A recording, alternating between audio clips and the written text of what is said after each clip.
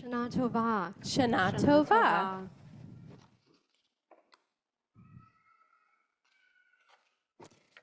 5784 was a really hard year. And in moments of difficulty, moments when I lose hope, I often turn to the written word to get me through. One writer whose work inspires me, who inspires hope in me, is named Marina Keegan, a former classmate of mine at university. Marina was a talented and soulful writer, featured in her own 2012 commencement ceremonies. She penned a piece called "The Opposite of Loneliness."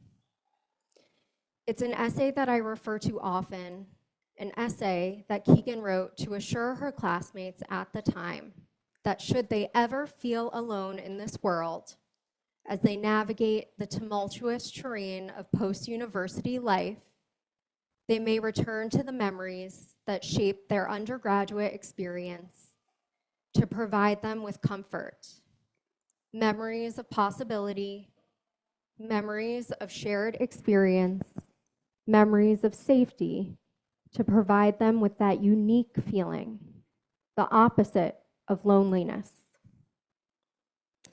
This feeling, the opposite of loneliness, is one that I find to naturally appear in Jewish tradition, ritual, and liturgy. The requirement of a minyan, 10 people to pray, encourages, if not forces, communal gathering. The observance of significant life events like a birth or a death, b'nai mitzvah or a wedding, not only brings community together, but provides us with the emotional acknowledgement of a life forever changed.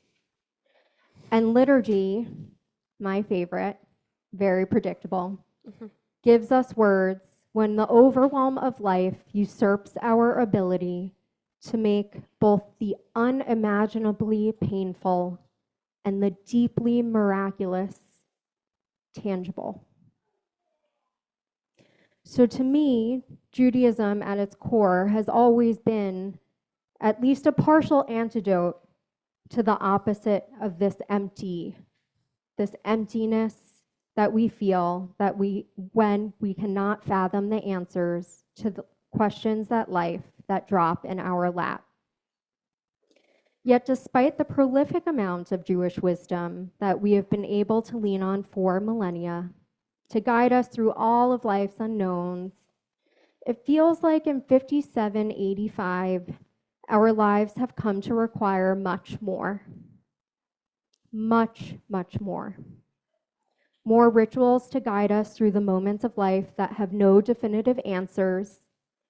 These moments of life that become periods of time with no discernible end in sight. Moments of life that feel like they happen to us rather than for us. The unexpected loss of a job, a life-altering diagnosis, becoming a widowed partner, or disappointment at the realization that this year you did not become the person you aspired to be. Rabbi Harold Kushner of blessed memory wrote a book called The 9 Essential Things I've Learned About Life.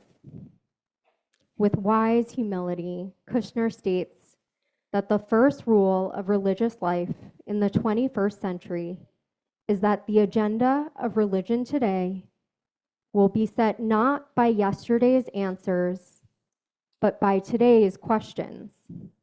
Questions about relationships, questions about life's unfairness, about right and wrong, revenge and forgiveness, about the meaning and purpose of our lives right now.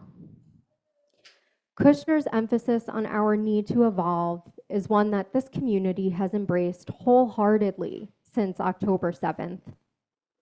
I was inspired to return and see how Temple Emanu-El responded to the difficulty of this year with the change in our worship in the utterance of the words Matir Asurim, freeing the captive, as this community transformed a blessing of praise to one of petition, a change made to respond to immediate needs of a new day, a new era, and a new way of relating to Judaism.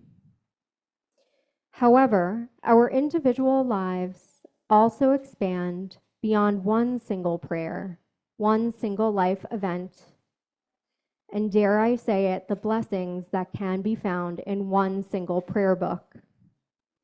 As the Talmudists imply, each life in its own right is a world entire.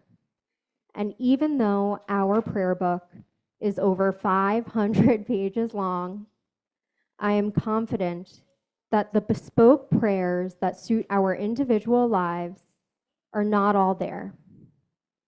I know this because in 5784, when I yearned for one, a prayer to fit my life, I could not find it. Against the backdrop of a Jewish world changing at lightning speed, part of my world entire of the year 5784 was also characterized by the very silent and painful experience of fertility challenge and loss as my husband and I endeavored to expand our family.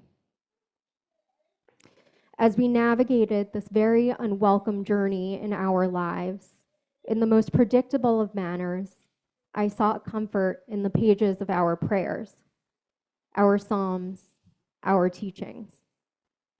I turned, as I often instruct you to do, to page 374 for the Misha Barak prayer, our prayer for healing, repeating its words over and over again, hoping to find solace, to feel soothed, and to feel very distinctly the opposite of loneliness. But the Misha Barak did not soothe my soul for this encounter. It remained one of my life's unanswerable questions. And if that was true of my experience, I venture to believe that it is probably true of some of yours. In the past few months, I've been able to connect and reconnect with some of you, getting to know you for the very first time or all over again. Some have shared of silent struggles with addiction, of the exhaustion of caring for a beloved with a mental illness, or the feeling of being trapped by the confines of a toxic workplace. Others have shared feelings of being siloed for their political and religious beliefs, and others yet for the exhaustion and trepidation of vocalizing any of their true beliefs in public for fear of being canceled. And yet another person with whom I spoke expressed deep lament at the act of feeling joy, never feeling comfortable sharing it because the tragedies of the world around us compel us to be sad. It was in the sharing of your lives and being trusted with your stories, that feeling that we can't quite articulate, that opposite of loneliness, so clearly appeared for me. Not because our experiences were the same, but because despite their differences, we formed connection in the act of sharing space and being nothing more and nothing less of exactly who we are. People without all the answers, doing the best that we can with what we have. People who never lose our resolve to be perfectly imperfect humans, but together. That is why this year our temple will be launching the Shlemut Center at Levi House, a center for spiritual wholeness, seeking, and well-being, to honor the wholeness that graces our lives by offering rituals, liturgy, and educational opportunities that reflect the kaleidoscope of truths that form who we are and how we live.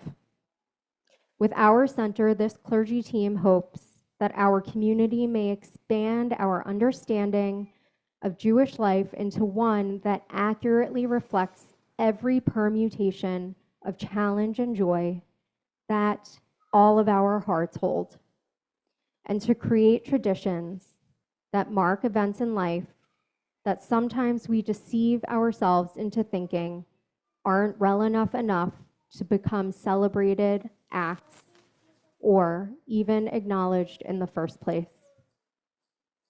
This will be a center to remind ourselves that these things, each and every one of them, matter for no other reason than that they matter to you.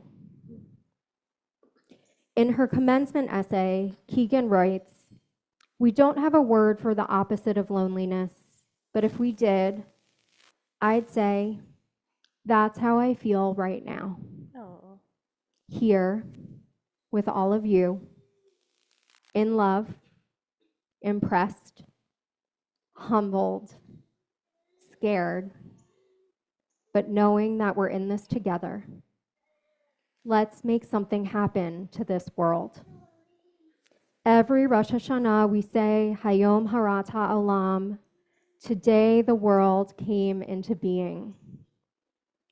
I look around this tent, and there is no one else I'd rather be building this world with than all of you, because I know that a world fashioned by your hands is by definition the opposite of loneliness. Oh. Shana Tova. Shana Tova.